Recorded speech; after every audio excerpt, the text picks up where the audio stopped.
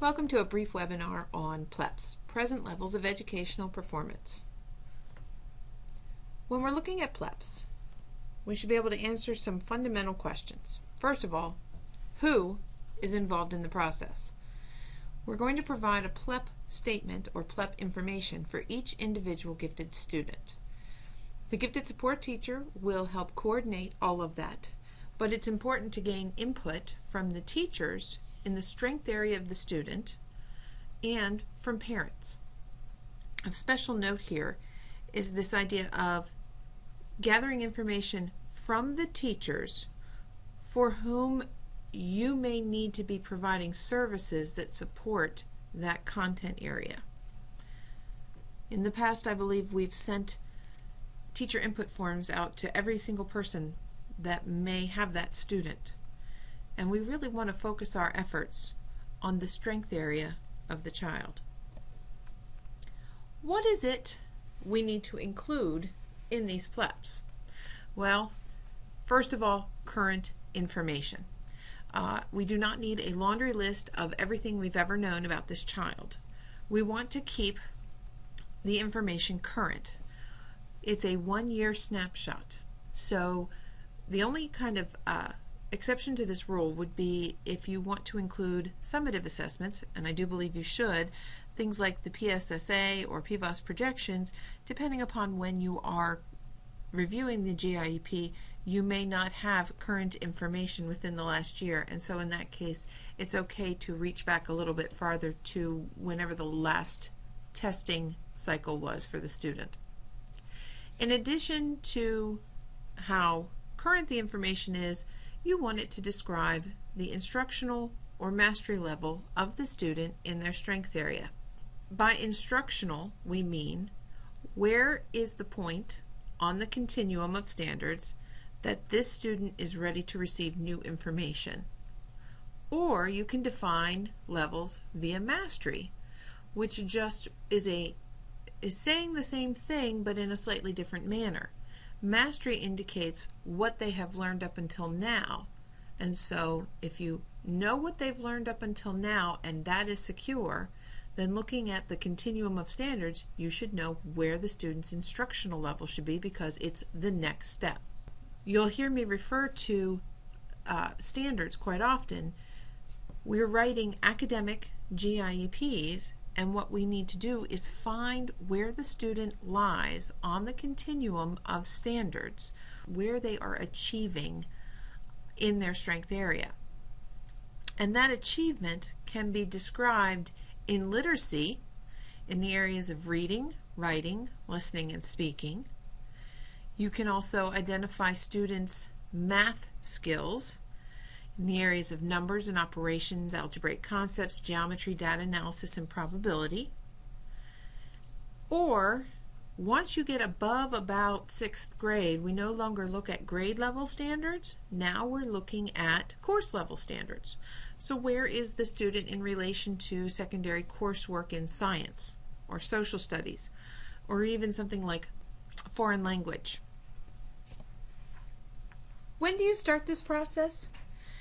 It can be a logistical nightmare if you leave it go till the last minute. So I would recommend that you at least start 1 month out. Start gathering information from the teachers and the parents and the student so that you can start to summarize it and put it into the GIEP. Better yet, if you're maintaining communication and documentation all year long, what have you collected? What have you communicated? I would envision that you've got a portfolio for that student where you have last year's goals in front of you, and each time the student is achieving one of the benchmarks or one of the short-term learning outcomes, you're collecting that data or that record, and you have it at your ready that you can just input it into the GIEP. And why are we collecting these? It's very simple. That GIEP is designed to plan out 1 year forward where we expect the student to be. And the formula to kind of make those plans is relatively simple. Where are they right now? What's their current levels? We know that the PA standard is that each student for 1 year of school should grow 1 year, so we can calculate out expected growth. Then we get our goal. Where were they? Where are they now? And what can we expect in the future? And how we do that, that's the real conundrum, if you will. It is not a simple lockstep process, but rather a bit of a problem-solving model. If you are not maintaining good records all along, this process can appear very overwhelming. The more you collect as you go on the specific goals, the easier this process becomes, and actually you can determine where a student is just by looking at the data you've collected. What drives us is the standards, so we can't be describing present levels if we don't have a clear understanding of what the expectations are for students both assigned to that grade level by age or the grade level they're working at. Summative assessments can tell us where they are in relation to their peers on grade level. Formative assessments can tell us where are they in relation to their peers on an instructional level, especially if you have an accelerated kiddo. Benchmark assessments on level give us the same indication as summative assessments that are done on level, but we can also do out-of-level benchmark assessments that tell us where are students on the trajectory to meeting the next year's level of expectations. And then diagnostic assessments help us when we're not really sure where a student is. We can kind of fine-tune our understanding of where maybe gaps or holes in their knowledge are, but get a general picture of what grade level they're working at. There are also assessments or data that's collected that doesn't necessarily fall into one of these categories. For example, the Multiple Intelligences Survey. I find that very helpful to fill in some of the gaps about the student in the present levels, or to help make decisions when looking at short-term learning outcomes. In addition to this webinar, you'll want to look at the GIEP resources on the SAS PLC to find a document called Instructional Resources. What I have tried to do for you is catalog what I know is available under each of these categories, and when there is online information available, hyperlink it to that source. For instance, this particular table in front of you looks at K-3 literacy. So the kinds of things that you might want to be looking at skill-wise for students is how are they decoding? What does their reading comprehension look like? What does their writing composition look like? Where are they in their listening and speaking skills? In order to describe what level they're performing at, you have to first go look at the standards. What should they be doing if they were at their grade level? What should they be doing if they were above their grade level? This is not an exhaustive source, nor is it a recommendation in any way, shape, or form. It is simply a list of things that I know school districts have been using. When you're trying to make the decision about which tools to use, because remember, we never want to make any high-stakes decision about a student using any one data source. So when we're determining a student's present levels, you want to have multiple data sources. You don't want all of those sources to be the same, even though they might go by a different name. And so I would ask you to think about that source, first of all, in terms of its reliability and validity. Just because a test is reliable does not guarantee that it is valid. What do I mean by that? We say that a test is reliable when two students with similar ability would take the test or receive the assessment and get a similar result. For instance, when looking at something like decoding and an early literacy measure, If students are at about the same level of decoding, they should perform similarly on the same measure. That measure, however, may be an indicator of comprehension, but is not necessarily as valid a measure to determine or describe the comprehension of a student. Validity asks us, are we actually measuring the skills that we want to know about? So when you're putting this picture of a student together, you want to make sure you have a mix of both reliable and valid measures. As the reliability goes up, the validity may start to come down a little, and vice versa. You want to look at the technical report behind any standardized measure that you're looking at and see where it lies on the continuum of reliability and validity. In addition to that, though, there's also qualitative and quantitative information. Quantitative is, very simply put, anything that has that numerical value, a concrete value. Whereas qualitative can be more subjective. Qualitative can be anecdotal. It's not easily manipulated using mathematical functions. It is something that may be very valuable for the teacher in describing a student's present levels, but you can't put a quantity to it. Let's break it down. Looking at the new forms, the PLEPS are divided into 5 categories.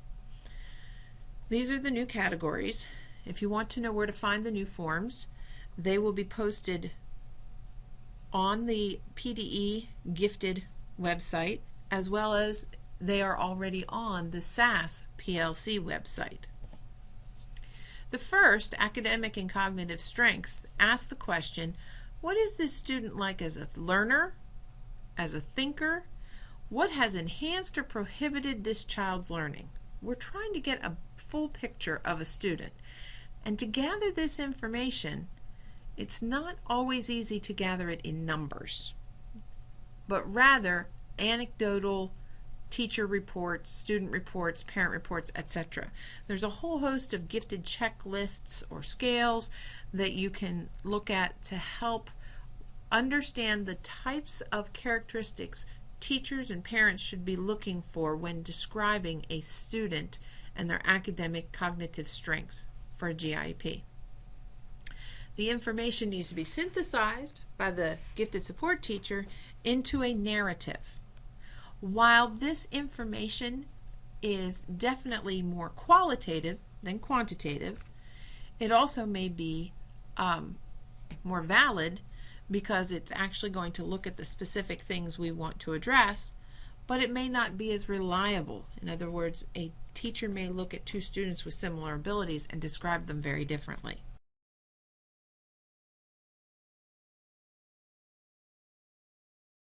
This is a sample from a checklist that is being used by one school. This is just one part of it. In this particular parent and teacher input form, the area of intellectual ability in the strength area is being, they're gathering input on that. And the teacher needs to rate each of these criteria as something that is seen or observed consistently, periodically, or not observed at all.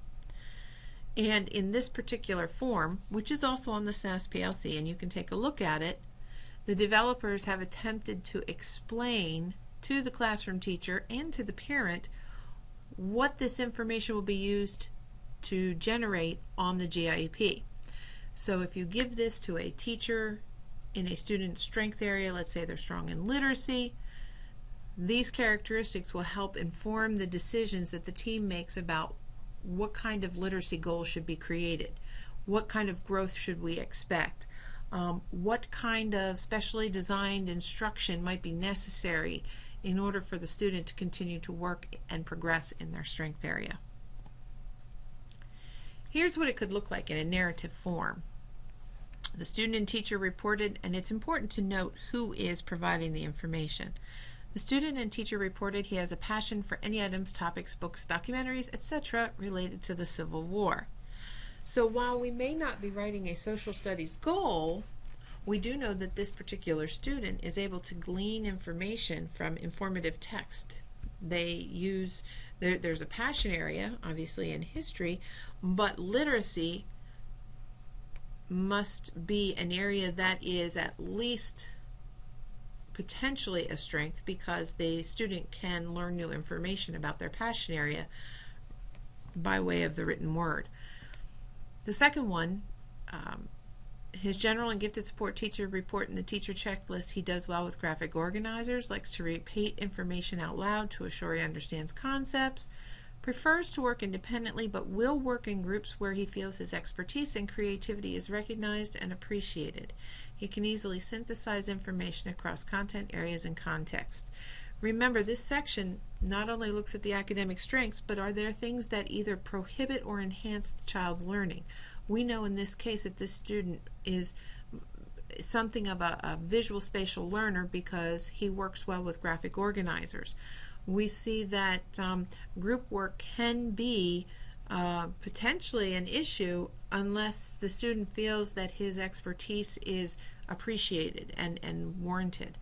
So this section really gives us a nice, clear narrative picture of the student. The second part of the PLEP is achievement results.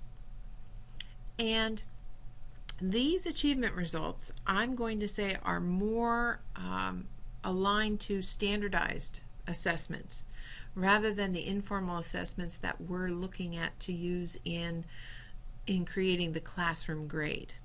Okay, so things like PSSA and PVOS projections. You'll see end of unit tests. That is hopefully, if there's a school that's using common assessments, those end of unit tests are not just a measure of how far a student has grown or the achievement they've gained, but also that's a reflection on where the students are in general on the trajectory of the curriculum. When reporting results for achievement, each test can report the results in a different way, and it can become very confusing. Okay, this student got advanced in the PSSA but scored in the 95th percentile on the Keystone. How do you look at those two measures and compare them? You do that when you try to use a standard measure that allows you to compare multiple assessments. For example, my recommendation would be percentiles. Anytime you can translate a score into a percentile, that percentile, what percentage of the population did the student score better than?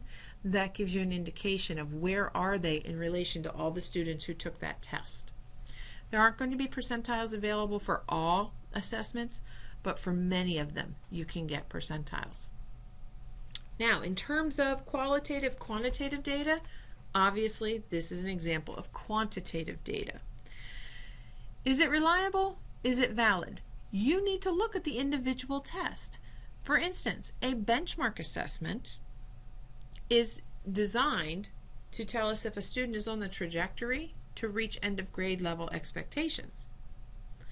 An out of benchmark level test for a student who's accelerated may be appropriate, and it's telling us, is the student on the trajectory to meet the end of the next grade level? And if the student scores very high, that's not necessarily saying this student is ready for the next level up, but it is telling us we need to look a little deeper. And so a benchmark assessment can't be used diagnostically, but it can point us in a direction, and then we can go take a look at some other information that might be more valid to say, is indeed, if the benchmark is saying the student is way above the trajectory to meet end of 5th grade expectations, let's give the student a 5th grade assessment, end of year assessment, to determine if those skills are also present. For example, step 1, if I were to be looking at a PLEP, I would start with what data do I have that's already available in the probable strength area of the student. So for instance, if I have a student, Tanya, who's strong in literacy, I'm going to pull out her reading assessment, her state reading assessment. And in this particular example, Tanya scored at the 95th percentile on last year's reading assessment. Now that's a one-shot deal in reading. On that day, last year, she scored at the 95th percentile. So she scored better than 94% of all the students who took the test. What is it telling me? It's telling me that she, on a grade level assessment, scored at least in the top 10 percentile. And other students who look like Tanya would probably score similarly. It's a reliable test. But what it's not telling me is what grade level she's at. Just because she's at the 95th percentile on this on-level test doesn't necessarily tell me what level would be where her instructional level would be. What has she mastered? I'm going to need something more valid to kind of develop that picture, if you will. So I know how she performed last year, but that was a one shot on one day. If I have PSSA data on Tanya, it's highly probable that I have a PBOS projection on Tanya. PBOS projection tells us what we can expect as long as Tanya remains in that system. Where is she expected to perform on that assessment next year? Looking at Tanya's PBOS projection, she is expected to score at the 95th percentile next year. What's that telling me? Well, not only did she score in the top 10 percentile this past year, but she is on track to do it again next year. But it's still not telling me what grade level she's at. So it is a valid test if I were looking for, has Tanya achieved grade level standards? Sure. But if my question is, where is Tanya working at? What level is she on? It would not be valid for those purposes. So it's important to ask yourself, what is this assessment? What can this assessment tell me? What is it I want to know? And do the two match? Because if they don't match, I'm going to have to go elsewhere to get more information. And in this case, I would want to look at out-of-level tools. I have a pretty good indication that Tanya's working above grade level. I just don't know how far above. And so some of the things that I could do would be, first of all, I could do out-of-level benchmarking. If I'm in 5th grade, give me the 6th grade benchmark. Let me see where I am in terms of 6th grade level cutoffs. I could also do a diagnostic. A diagnostic is something that will adjust as I answer questions. You know, it should fluctuate up and down based on correct or incorrect answers. Diagnostics may be more valid in that if they're measuring the specific skill, we would feel more confident in saying Tanya has achieved the 5th grade level in literacy because she can read 5th grade level text and comprehend it, make accurate inferences, identify important vocabulary, you know, all of those skills that come along with whatever the 5th grade expectations are. And if I don't have diagnostics, I can use formative or summative assessments. Yeah, I could use finals at end of grade level assessments. I could use common assessments, either current common assessments or out of level common assessments or course work, to gauge where Tanya is in relation to the standards that she is expected to achieve by the end of the school year. Notice, in this particular case, I didn't say grade level standards, because if this is a GIEP that is being reviewed, there's a high probability that this student is already working above her assigned grade level. And so when we are looking at developing present levels, we have to first ask ourselves, what's the level that she's working at? So if I've been accelerated, I need to be first looked at for accelerated tools through the accelerated lens, and then to continue to move up out of level. Again, asking yourself the question, whatever you're using to measure, is it a more reliable source? Is it a more valid source? Does it meet both criteria? Is it more qualitative, getting more in-depth details? Is it more quantitative, based on a numerical value? You really want a mix of all types of data when you're trying to make that all-important decision. Does Tanya need enrichment, acceleration, or a combination of both? And what do those services look like? So when you're trying to decide which data to use, I like to suggest the rule of 3. You want at least 2 different measures that look at the same set of skills in 2 different ways. If you get agreement, if you get a really reliable assessment that says Tanya's working on a 5th grade level, and you get a real valid assessment that says, yep, she is solid on all her 4th grade level skills, then maybe you don't need a 3rd measure. But if there's any kind of discrepancy between the 2 assessments that you're using, consider the rule of 3. Find another source that will support one of the other 2. And please don't misuse the test. I have seen benchmarks used as diagnostic tools. Benchmarks are too brief.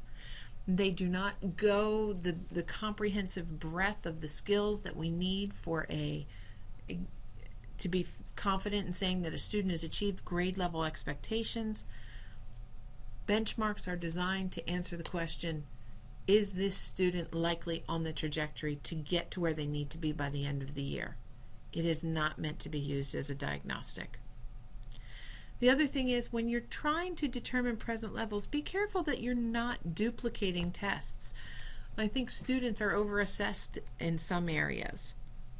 And when we have multiple assessments that tell us the same exact thing, using the same type of measuring, using the same type of qualitative or quantitative measurement, or the same kind of reliability or validity, it's a duplication and it's unnecessary.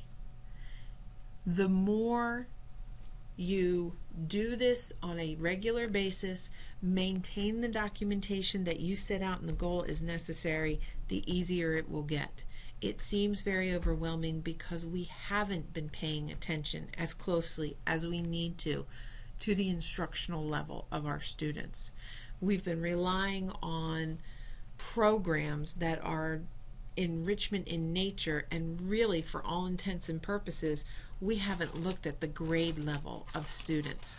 We've just provided this enrichment opportunity that really hasn't been connected to standards, but is often based on the expertise of the gifted support teacher and what they feel comfortable delivering in the classroom.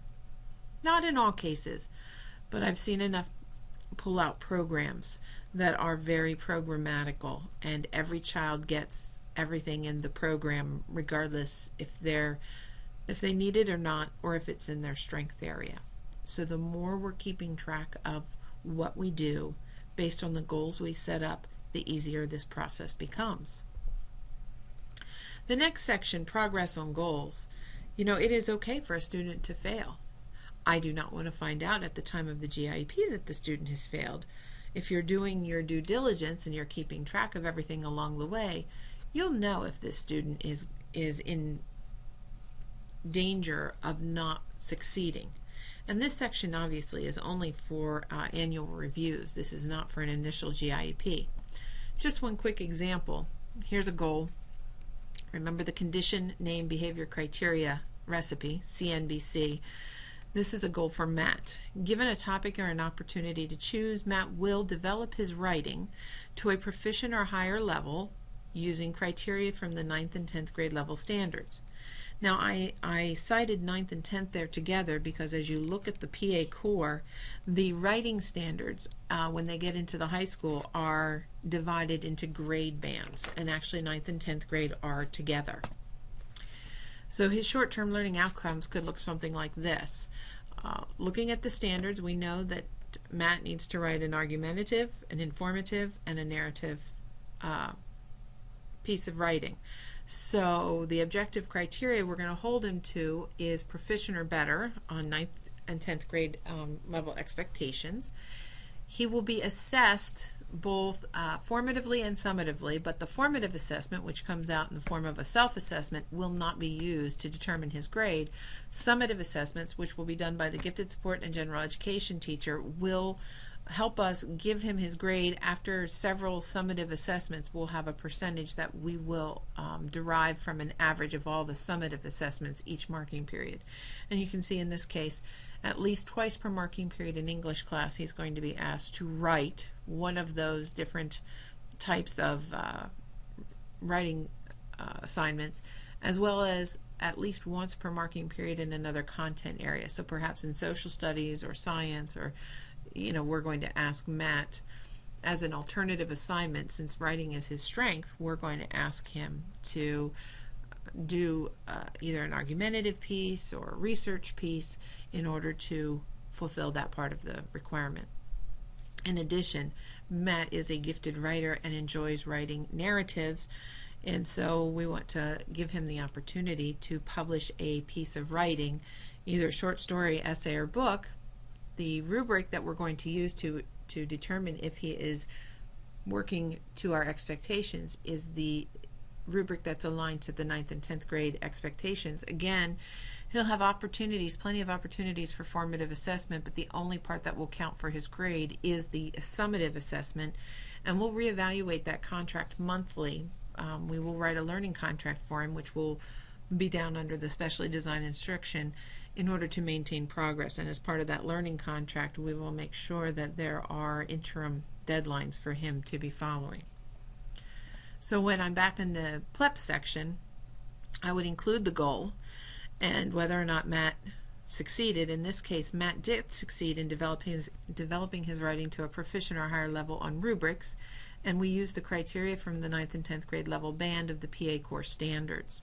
And then I just jotted down, in this case, he had to write an argument, and of the arguments that he wrote, according to the timeline, he averaged 98%, which in this particular school, 98% would be considered advanced. You'll see under number 3, he wrote literary or informational text as well, and he averaged a 90%, which was proficient. So, I would be able to go back to my portfolio, if you will, of Matt, and be able to pull out both writing samples and the rubrics that were used to evaluate Matt, and show you if you asked about any one of those averages. The next section, aptitudes, interests, specialized skills, products, and evidence of effectiveness in other academic areas. So these are pieces of information that may or may not directly impact the goal, but could impact short-term learning outcomes. This is also where I include information from parents. Sometimes the information from the parents is very beneficial to, up in the academic versus cognitive thinking portion of the PLEP, and really helps to define some of that. But sometimes the information we get from parents is not specific to the academic area, and so I would include it in this section because this addresses kind of like everything else. The last section, grades or classroom performance. This is not the standardized test, so this is what the teacher is seeing in the classroom and how the student is faring in relation to the peers that the student is scheduled with. If a student is accelerated, then it's the grades the student is getting in the accelerated classroom. If the student is in an age-determined classroom, so they haven't been accelerated, but their goals are enrichment-based, they're still going to be held to that grade level standard, so the grades that the teacher would give would be included here. Couple things to note: make sure you include the scale. So if they earn an 85%, we should know that an 85%, is that an A, is that a B, is that a C?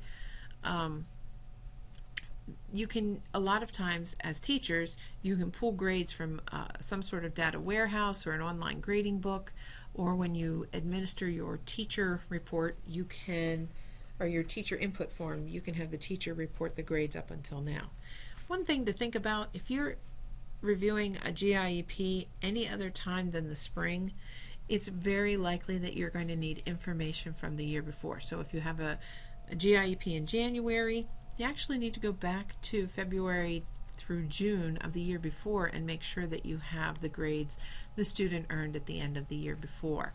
So this is probably something that, while you can access the grades from a data warehouse or an online grade book, you probably want to maintain something in the student's folder that keeps track of all of this. Why are we doing the PLEPS? What is the whole purpose of it? It is really to answer 3 very simple questions. Does this child need enrichment? Do they need acceleration? Or do they need a combination of both? Let's take a look. The average teacher, the average grade level teacher or course level teacher, is really at this point expected to know very well their current year standards, and then some. A teacher really needs to be aware of what the year's worth of standards are prior to that student coming to their classroom in order to better differentiate and find gaps in students' knowledge and fill them when needed. The same holds true in the teacher should have an understanding of what comes next in the next year or the next course. So when they're trying to enrich students, they know where they're heading them toward. When a student is working at about grade level, and we say at to 1 year above grade level, the student really most likely needs enrichment at that assigned grade level. When you have and what is enrichment? According to Chapter 16 under the Gifted Guidelines, enrichment is an in-depth learning experience that provides interaction with new ideas, skills, and topics that enhance the curriculum. These are based upon individual students' strengths, interests, and needs. I think with the advent of the core and with a push for college and career readiness standards, we can't hold enrichment back from all students. All students need access to enrichment to think deeper and more complex about the work that they are being asked to do.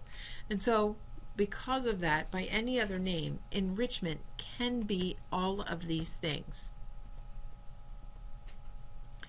The difference in the enrichment that a gifted student might get and the enrichment that a non-identified student working at grade level might get is how quickly you get to the enrichment task, how complex is that enrichment task, but truly all students should be getting to this higher level of thinking in their classroom. Some grade level students will need lots of scaffolding, and so they may need more support from the teacher.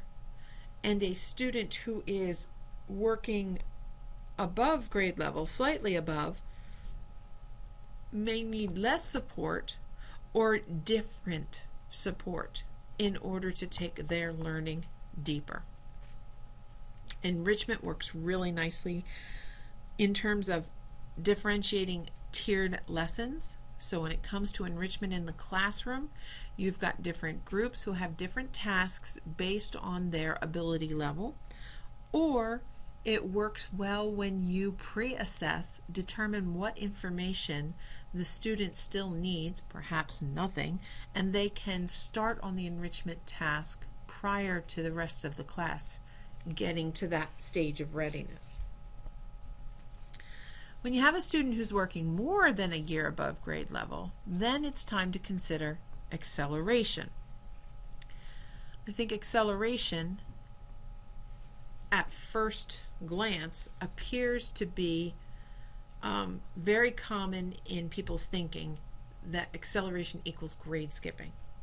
But actually, there's a whole continuum of what constitutes acceleration. And you can see here, this is taken from Karen Rogers' book, Reforming Gifted Education, where she looks at different types of acceleration and what the effect size is. One of my absolute favorite strategies is compacting the curriculum, and you can see that of all the types of acceleration, it has the highest effect size. We're not going to go into each of these different types of acceleration, but you can come back at a later time and view another webinar that is just on acceleration to get a better understanding of the different strategies. Most likely, though, you've got a student who is kind of in the middle. Either they need enrichment in one area and acceleration in another, or they learn so quickly that first they need to be accelerated, but then within that accelerated course, they still need enrichment. This is where probably most of our gifted students lie, because they're not simple cases.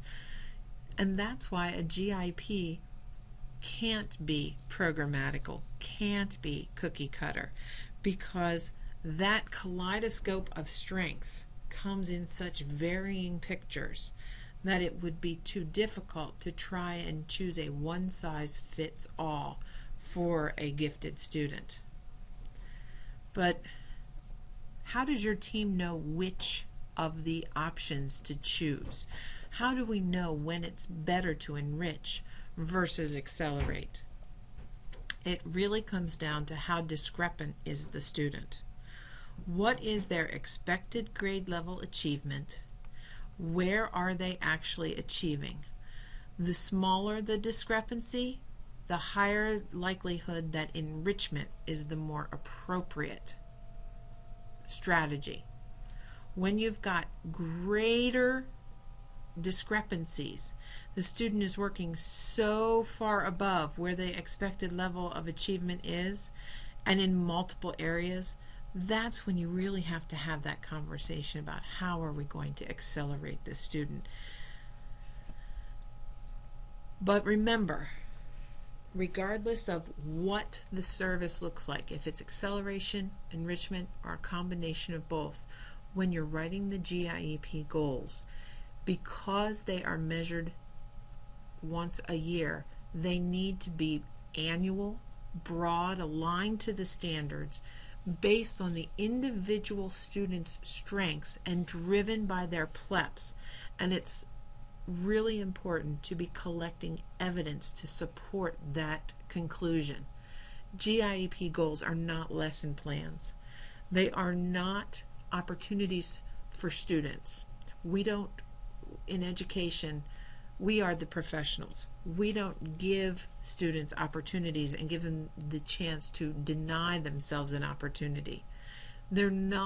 Goals are not something based on what the teacher does. It's based on what the student will do. So at this time, I'm going to wrap up the webinar. If you have any questions, you can feel free to shoot me an email.